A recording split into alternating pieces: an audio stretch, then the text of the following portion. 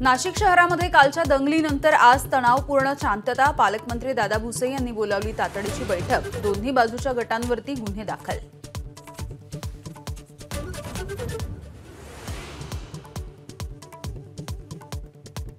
रामगिरी महाराजांच्या वादग्रस्त वक्तव्याचे संभाजीनगर आणि अहमदनगरमध्ये पडसाद। 2 ठिकाणी गुन्हे दाखल। रामगिरी महाराज मात्र वक्तव्यावर ठाम।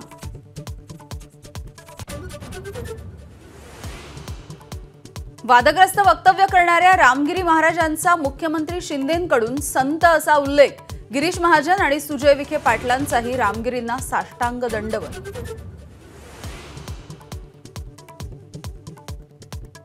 पुण्यामध्ये माझी लाडकी बहीण योजनेचा आज राज्यस्तरीय शुभारंभ।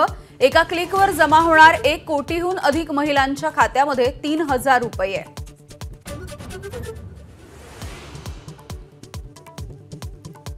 लाडकी बहीण योजनेचा आज पुण्याच्या बालेवाडीमध्ये भव्य सोहळा। वाहतूक कोंडी टाळण्यासाठी महामार्गावरची अवजड वाहनांची वाहतूक 24 तासांसाठी बंद।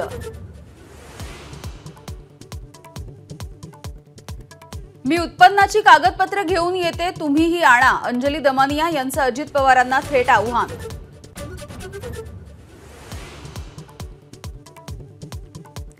भाजपच्या नवा राष्ट्रीय अध्यक्ष निवडीसाठी आजपासून प्रक्रिया सुरू। दिल्लीमध्ये राष्ट्रीय पदाधिकाऱ्यांची आज महत्त्वाची बैठक। मोदी करणार बैठकीचा समारोप।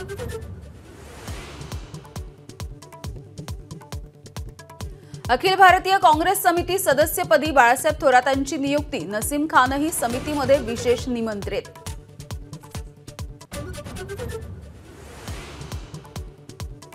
जुलैमध्ये 67,000 मेट्रिक टनांनी कांदा निर्यात घटली। कांद्याबाबत सरकारची धरसोड वृत्ती नडली। निर्यातीचा आलेख घसरताच महाराष्ट्रामध्ये दिवाळीच्या नंतर विधानसभेची निवडणूक होण्याची शक्यता।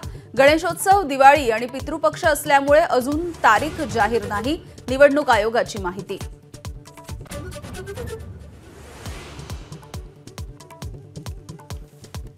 कोलकात्यामधल्या महिला डॉक्टर अत्याचार प्रकरणी इंडियन मेडिकल असोसिएशनचा 24 तास देशव्यापी संप, तर विविध संघटनांचा जंतर मंतरवर मोर्चा।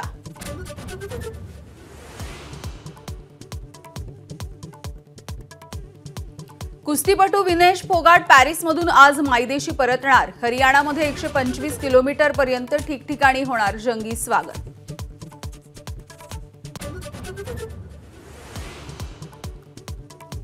दिल्ली हायकोर्टाचा कुस्ती महासंघाला दणका। महासंघावर पुन्हा हंगामी समिती।